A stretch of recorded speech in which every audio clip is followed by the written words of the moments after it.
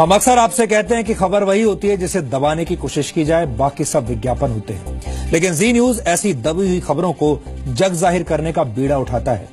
आज हमारे पास पश्चिम बंगाल के मालदा से एक ऐसी ही खबर आई है जिसे हमारे देश के तमाम न्यूज चैनल्स में दबाने की कोशिश हो रही है, लेकिन जी न्यूज पर जनहित से जुड़ी कोई भी खबर दब नहीं सकती। इसलिए अब हम मालदा में भड़की नफरत की आग वाली खबर के बारे में आपको बताएंगे, क्योंकि आज दिन भर हमारे दर्शकों ने इस खबर को दिखाए जाने की मांग की। जली हुई गाड़ियों की ये तस्वीरें पश्चिम बंगाल के मालदा जिले की हैं, जहां हिंदू महासभा के नेता कमलेश तिवारी द्वारा पैगंबर मोहम्मद के बारे में की गई कथित आपत्तिजनक टिप्पणी के विरोध में हिंसा भड़क उठी। कमलेश तिवारी ने 1 महीने पहले ये टिप्पणी की थी, जिसके खिलाफ गुस्सा जताने के लिए रविवार को हजारों मुसलमानों ने मालदा के शुजापुर इलाके में विरोध रैली निकाली। कमलेश तिवारी की फांसी की मांग कर रहे लोगों की इस बेकाबू भीड़ नेशनल हाईवे नंबर 34 पर उतर आई और धीरे धीरे ये भीड़ हिंसक हो गई। भीड़ ने एक बस पर हमला कर दिया। बस के यात्री बहुत मुश्किल से किसी तरह अपनी जान बचाकर निकल पाए। इसी बीच भीड़ ने इस बस को आग लगा दी। इसी दौरान बीएसएफ की एक गाड़ी में भी आग लगा दी गई। भीड़ ने 2 दर्जन से ज्यादा गाड़ियों को फूंक दिया, जिनमें पुलिस की गाड़ियां भी शामिल हैं। इसके बाद भीड़ ने इकट्ठा होकर कालियाचक पुलिस स्टेशन पर भी हमला कर दिया। लोगों ने थाने में जमकर तोड़फोड़ की और गोलियां चलाई। लोगों ने पुलिस वालों की पिटाई की और बताया जा रहा है कि भीड़ ने करीब 25 घरों में लूटपाट भी की, जिसके बाद मालदा जिले में दुकानें बंद करनी पड़ी और पूरे इलाके में धारा 144 लगा दी गई। पुलिस के मुताबिक हालात काबू में करने के लिए रैपिड एक्शन फोर्स की टीमों को हिंसाग्रस्त इलाकों में तैनात कर दिया गया। मालदा जिले में अभी भी तनाव बरकरार है।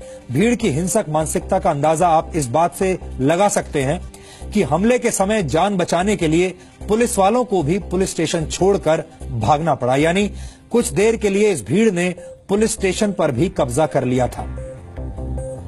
दरअसल यह मामला उस वक्त शुरू हुआ जब उत्तर प्रदेश के कैबिनेट मंत्री आजम खान ने 29 नवंबर को कथित तौर पर राष्ट्रीय स्वयंसेवक संघ के बारे में कुछ आपत्तिजनक टिप्पणी की थी। जानकारी के मुताबिक इसी की प्रतिक्रिया में हिंदू महासभा के नेता कमलेश तिवारी ने भी पैगंबर मोहम्मद साहब के प्रति कथित तौर पर एक आपत्तिजनक टिप्पणी कर दी। कुछ दिनों तक कमलेश तिवारी का बयान सोशल मीडिया पर छाया रहा, सर्कुलेट होता रहा। कमलेश तिवारी की कथित टिप्पणी पर पहली प्रतिक्रिया 2 दिसंबर को सहारनपुर में हुई, जहां देवबंद में मुसलमानों ने इसका विरोध किया और विरोध प्रदर्शन किया। मुसलमानों के गुस्से को देखते हुए कमलेश तिवारी को 2 दिसंबर को गिरफ्तार कर लिया गया और वो फिलहाल नेशनल सिक्योरिटी एक्ट यानी एनएसए के तहत लखनऊ जेल में बंद है। इसके अलावा कमलेश तिवारी पर 2 संप्रदायों के बीच नफरत फैलाने के आरोप में आईपीसी की धारा 153A और धार्मिक भावनाओं को भड़काने के आरोप में धारा 295A भी लगाई गई। शांति कायम करने के लिए उत्तर प्रदेश के मुख्यमंत्री अखिलेश यादव ने मुस्लिम धर्मगुरुओं के साथ एक मुलाकात भी की। मुख्यमंत्री ने उन्हें यह आश्वासन दिया था कि कमलेश तिवारी के खिलाफ कड़ी कार्रवाई की जाएगी, लेकिन उत्तर प्रदेश से शुरू हुई नफरत की आग पश्चिम बंगाल तक पहुंच गई और हजारों लोगों की भीड़ ने धार्मिक उन्माद में आकर हिंसा की तमाम हदें पार कर दी। अब सवाल ये उठता है कि अगर कमलेश तिवारी पर तमाम धाराएं लगाकर उसे 2 दिसंबर 2015 को ही लखनऊ की जेल में बंद कर दिया गया था, तो फिर इसके 1 महीने के बाद यानी 3 जनवरी 2016 को पश्चिम बंगाल के मालदा जिले में इसके विरोध में हिंसा क्यों हुई? इतनी बड़ी संख्या में लोगों की मौजूदगी से यह भी पता चलता है कि यह काम योजनाबद्ध तरीके से हुआ है। आखिर वो कौन से लोग हैं जो देश में धार्मिक सौहार्द के माहौल को खराब करना चाहते हैं? यहां आपको यह भी बता दें कि मई 2016 से पहले पश्चिम बंगाल में विधानसभा चुनाव होने हैं। ऐसे में इसके पीछे किसी राजनीतिक उद्देश्य से भी इनकार नहीं किया जा सकता और हमें लगता है कि इस घटना की जांच होनी चाहिए और इसे भी उतनी ही गंभीरता से देखा जाना चाहिए जैसा कि दादरी में अखलाक की हत्या के मामले में हुआ था। और बहुत सारे लोगों के मन में ये सवाल जरूर आ रहा होगा कि ये घटना 1 महीने के बाद पश्चिम बंगाल में ही क्यों हुई।